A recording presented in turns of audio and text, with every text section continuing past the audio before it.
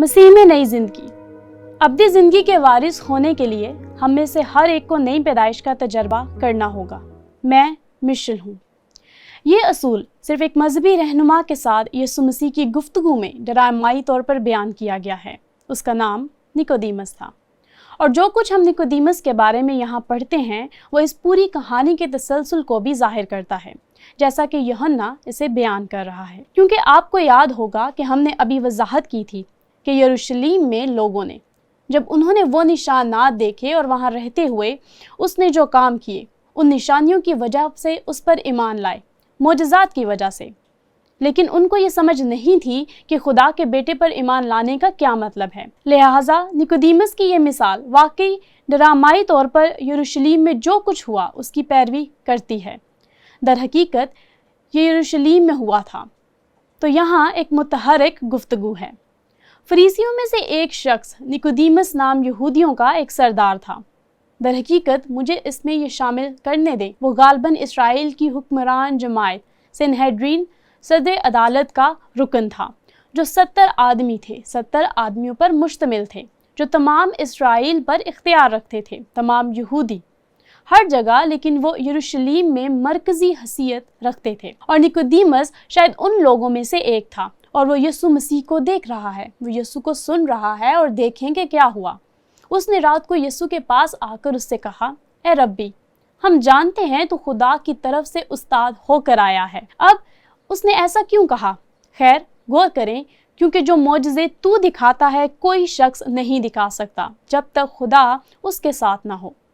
نکودیمس ان نشانیوں کی وجہ سے حیران ہوا، لیکن وہ نہیں سمجھ سکا کہ یسوع مسیح ایسا کیسے کر سکتا ہے۔ اس نے کہا، ہم جانتے ہیں تو خدا کی طرف سے استاد ہو کر آیا ہے۔ خیر، یہ خدا ہونے سے بہت مختلف ہے۔ وہ کہہ رہا ہے تو خدا کی طرف سے استاد ہوگا، اس کا ضرور خدا کے ساتھ کوئی تعلق ہے۔ لیکن وہ واقعی یہ نہیں سمجھا کہ جو کچھ وہ دکھا رہا تھا وہ ان معجزات کو کرنے والے مجسم خدا کا مظاہرہ تھا۔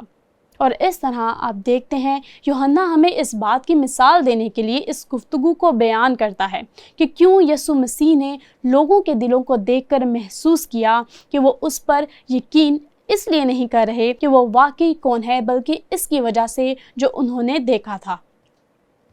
نکودیمس ان میں سے ایک تھا، لیکن وہ پوچھ گچھ کر رہا ہے، وہ اس بارے میں مزید جاننا چاہتا تھا۔ تو یسوع نے جواب میں اس سے کہا، جب اس نے بیان دیا، میں تو اس سے سچ کہتا ہوں کہ جب تک کوئی نئے سرے سے پیدا نہ ہو وہ خدا کی بادشاہی کو دیکھ نہیں سکتا۔ اب یسوع مسیح نے اسے اس سے کیوں چونکا دیا اور نکودیمس کو سمجھ نہیں آیا، تو اس نے جواب دیا اور کہا، آدمی جب بوڑھا ہوگا تو کیوں کر پیدا ہو سکتا ہے؟ کیا وہ دوبارہ اپنی ماں کے پیٹ میں داخل ہو کر پیدا ہو سکتا ہے؟ یسوع نے جواب دیا کہ میں تجھ سے سچ کہتا ہوں، جب تک کوئی آدمی پانی اور روح سے پیدا نہ ہو، اور میں ذاتی طور پر ایمان رکھتی ہوں کہ جب وہ پانی کہتا ہے تو وہ انسانی پیدائش کے بارے میں بات کر رہا ہے، اور جب وہ روح کہتا ہے تو وہ روحانی پیدائش کے بارے میں بات کرتا ہے۔ اور آپ میں سے جو عورتیں ہیں وہ پیدائش کے وقت پانی کا مطلب سمجھتی ہیں، لیکن یسوع مسیح انسانی اور روحانی دونوں پیدائش کے بارے میں بات کر رہا ہے۔ پھر وہ اس کی وضاحت کرتا ہے، وہ بہت مخصوص ہو جاتا ہے، وہ خدا کی بادشاہی میں داخل نہیں ہو سکتا جب تک کہ وہ دوبارہ پیدا نہ ہو۔ جو جسم سے پیدا ہوا ہے جسم ہے، انسانی پیدائش، اور جو روح سے پیدا ہوا ہے روح ہے، روحانی پیدائش۔ تعجب نہ کر کہ میں نے تجھ سے کہا کہ تمہیں نئے سرے سے پیدا ہونا ضرور ہے۔ اور یہ واقعی دلچسپ ہے کہ جب وہ اس کے بارے میں بات کرتا ہے، اس کے درمیان وہ اس جوہر میں کہتا ہے، نکودیمس، تو ایک مذہبی رہنما ہے اور تو اسے نہیں سمجھتا؟ دیکھیں، وہ واقعی اس کے گھر میں آ رہا ہے اور اس پورے تجربے سے متعلق مذہبی اور بائبلی طور پر سوچنے میں واقعی اس کی مدد کر رہا ہے۔ اور اس عمل میں یسوع مسیح واقعی اس کے ساتھ بات چیت کرتا ہے، پرانے عہد نامہ کی ایک مثال استعمال کرتا ہے، اور یہ ہمارے پاس یوحنا 3:14 میں موجود ہے۔ اور جس طرح موسیٰ نے سام کو بیابان میں اونچے پر چڑھایا، اسی طرح ضرور ہے کہ ابن آدم بھی اونچے پر چڑھایا جائے۔ اب آپ دیکھتے ہیں نکودیمس کو وہ کہانی معلوم ہوگی، وہ یہودیوں کا حکمران تھا، وہ ایک مذہبی آدمی تھا، اور صدر عدالت کا رکن بننے کے لیے وہ پرانے عہد نامے کو جانتا تھا۔ اور اس طرح یہ کیا کرتا ہے؟ یہ اس چیز کا حوالہ دیتا ہے جو پرانے عہد نامہ میں بنی اسرائیل کے 40 سال تک بیابان میں گھومنے کے بعد ہوا تھا، اور اس سے نکل کر اب وہ کنعان کی سرزمین کی طرف بڑھ رہا ہے، اور ان کی بہت سی فتوحات ہیں، لیکن رستے میں خدا نے انہیں ان کے دشمنوں پر ایک عظیم فتح دی جو ان کے رستے میں کھڑے ہونے کی کوشش کر رہے تھے۔ موسیٰ اس وقت بھی ان کی رہنمائی کر رہا ہے، لیکن انہوں نے بغاوت کی، ایمان کی ناپختگی جسمانیت میں۔ وہ پھر بھی مصر واپس جانا چاہتے تھے، اس کے باوجود کہ خدا نے انہیں 40 سال تک بیابان میں پھرنے کے بعد نکالا تھا، اور انہوں نے شکایت کی۔ انہوں نے کہا، یہ کھانا جو ہمارے پاس ہے ہمیں یہ پسند نہیں ہے، اور اس طرح خدا اس سے کافی ناخوش تھا، اور اس کے نتیجے میں اس نے ان کے علاقہ میں سام بھیجے۔ انہوں نے انہیں ڈھسا، کئی مر رہے تھے، اور انہیں ایک بار پھر احساس ہوا کہ واہ، ہمیں اپنے دلوں سے نمٹنے کی ضرورت ہے۔ چنانچہ وہ موسیٰ کے پاس آئے۔ موسیٰ نے خدا سے درخواست کی، اور خدا نے موسیٰ کی معرفت کہا کہ بیابان میں سام کو اونچے پر چڑھا دیا، تم سام کی طرف دیکھو، اور اگر تم ایسا کرتے ہو تو تم آزاد ہو جاؤ گے۔ اور خدا بیچ میں آیا اور سام اس منظر سے مٹ گئے۔ اب اس کو سمجھنے میں مدد کرنے کے لیے کہ وہ سام کے طور پر نہیں بلکہ خدا کے بیٹے کے طور پر اوپر اٹھایا جائے گا۔ یہ صرف خدا کے بیٹے پر ایمان ہے کہ آپ کے پاس ابدی زندگی ہے، اور اس لیے وہ پرانے عہد نامہ کی مثال کو استعمال کرتا ہے جسے نیقودیمس سمجھ سکے گا۔ اور جس طرح موسیٰ نے سام کو بیابان میں اونچے پر چڑھایا، اسی طرح ضرور ہے کہ ابن آدم بھی اونچے پر چڑھایا جائے۔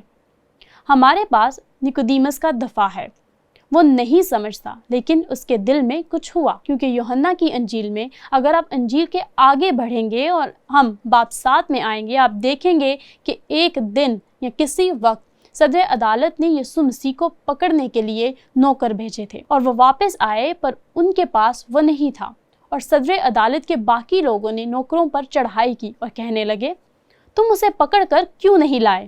اور انہوں نے کہا، خیر کوئی بھی اس کی طرح بات نہیں کرتا، جو کام وہ کرتا ہے کوئی نہیں کرتا۔ اور اس وقت مذہبی رہنما یسوع مسیح پر جھپٹنے کے لیے تیار تھے، اسے پکڑنے کے لیے ہر ممکن کوشش کرنے کے لیے۔ اب یہ اس کی خدمت کے ابتدائی دور میں تھا، لیکن غور کریں یہاں کیا ہوا۔ ہم اسے 7 باب کی 50 آیت میں دیکھتے ہیں۔ نیقودیمس نے جو پہلے اس کے پاس آیا اور انہی میں سے تھا، ان سے کہا، کیا ہماری شریعت کسی شخص کو مجرم ٹھہراتی ہے جب تک پہلے اس کی سن کر جان نہ لے کہ وہ کیا کرتا ہے؟ اس کے پاس اتنی ہمت تھی کہ وہ صدر عدالت کے سامنے کھڑا ہو سکے، اور آپ جانتے ہیں کہ انہوں نے کیا کیا؟ انہوں نے اس کی مخالفت کی۔ وہ کہنے لگے، کیا تو بھی گلیل کا ہے؟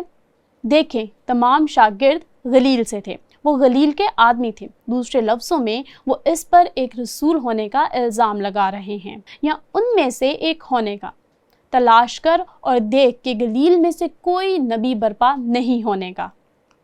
اور اس طرح نیقودیمس ظاہر ہے اس وقت ایک خفیہ ایماندار ہوگا، لیکن آپ دیکھیں گے کہ اس کی جان کو بھی بہت شدید خطرہ اور مشکلات تھیں۔ اب ایک تیسرا واقعہ جو یوحنا تحریر کرتا ہے، اور میرے خیال میں کہ وہ چاہتا ہے کہ ہم اس تیسرے واقعے کے ساتھ دوسرا اور پہلے واقعے کو بھی جانیں، کیونکہ نیقودیمس کے دل میں کچھ ہو رہا تھا۔ ہم نہیں جانتے یہ کب ہوا، لیکن میرے خیال میں اس وقت تک یہ ہو چکا تھا۔ مجھے لگتا ہے وہ دوبارہ پیدا ہوا تھا۔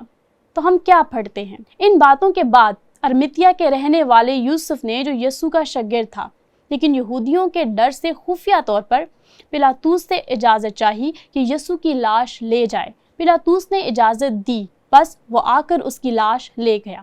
اور پھر غور کریں ہم کیا پڑھتے ہیں، اور نیقودیمس بھی آیا جو پہلے یسوع کے پاس رات کو گیا تھا، اور 50 سیر کے قریب مر اور عود ملا ہوا لایا یسوع کے بدن کے لیے۔ اب میرے خیال میں اس کا مطلب یہ ہے کہ وہ خفیہ ایماندار بھی ہو سکتا تھا کہ اس نے واقعی اس وقت یہ سمجھنا شروع کیا کہ نئے سرے سے پیدا ہونے کا اصل مطلب کیا ہے۔ لیکن بات یہ ہے، آپ دیکھتے ہیں یوحنا چاہتا ہے کہ ہم جانیں کہ ایمان ترقی کرتا ہے، اور کسی وقت ایمان لا کر واقعی دل سے ایمان لانا صرف اپنے ذہن میں نہیں۔ میرا مطلب ہے نیقودیمس ایک ماہر الہیات تھا، اس کے پاس ذہنی علم تو بہت تھا، لیکن اس کے تعلق سے کہ یسوع مسیح اصل میں کون ہے، اسے دل کے علم کی ضرورت تھی۔ تو یہاں ایک سوال ہے جو اس سے متعلق ہے، ہم یہ کیسے طے کر سکتے ہیں کہ آیا ہم واقعی دوبارہ پیدا ہوئے ہیں؟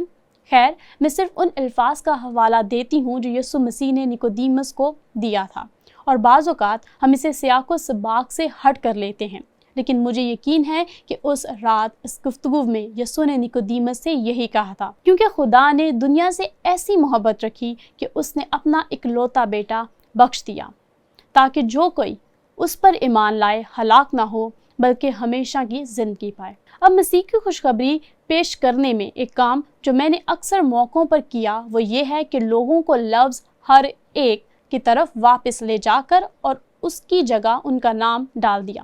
مثال کے طور پر، کیونکہ خدا نے دنیا سے ایسی محبت رکھی کہ اس نے اپنا اکلوتا بیٹا بخش دیا، تاکہ اگر مشل اس پر ایمان لائے ہلاک نہ ہو بلکہ ہمیشہ کی زندگی پائے۔ یہ کیا کہتا ہے؟ تسلی دینے والے الفاظ یہ ہیں کہ اگر ہم واقعی ایمان رکھتے ہیں تو ہمارے پاس ابدی زندگی ہے۔ یوحنا پہلے باب اس کی 12-13 آیت میں ابتدائی آیات میں اس کو مخاطب کیا، لیکن جتنوں نے اسے قبول کیا، آپ دیکھتے ہیں کہ لفظ ایمان یوحنا کی انجیل میں تقریباً 98 بار استعمال ہوا۔ یہ اس کا مقصد تھا، ایمان رکھنا، تاکہ ہم بھی ایمان لائیں۔ ایک اور لفظ مترادف، قبول کرنا، اور اسی طرح وہ کہتا ہے لیکن جتنوں نے اسے قبول کیا اس نے انہیں خدا کے فرزند بننے کا حق بخشا، یعنی انہیں جو اس کے نام پر ایمان لاتے ہیں۔ وہ نہ خون سے، نہ جسم کی خواہش سے، نہ انسان کے ارادے سے، بلکہ خدا سے پیدا ہوئے۔ اس کی مثال دینے میں ایک چیز جو میں کرنا چاہتی ہوں وہ یہ ہے کہ یاد ہے جب یسوع نے 5000 کو کھانا کھلایا، عورتوں اور بچوں کے علاوہ، خیر لوگوں کا ایک بڑا گروہ تھا جو یسوع مسیح کے پیچھے آیا اور اس کے پاس آیا، اور یسوع مسیح نے کہا جب تک تم ابن آدم کا گوشت نہ کھاؤ اور اس کا خون نہ پیو تم میں زندگی نہیں۔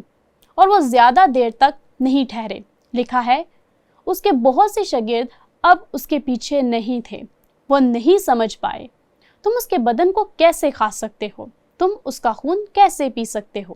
یسوع مسیح کا یہ مطلب نہیں تھا، وہ ان کا امتحان لے رہا تھا۔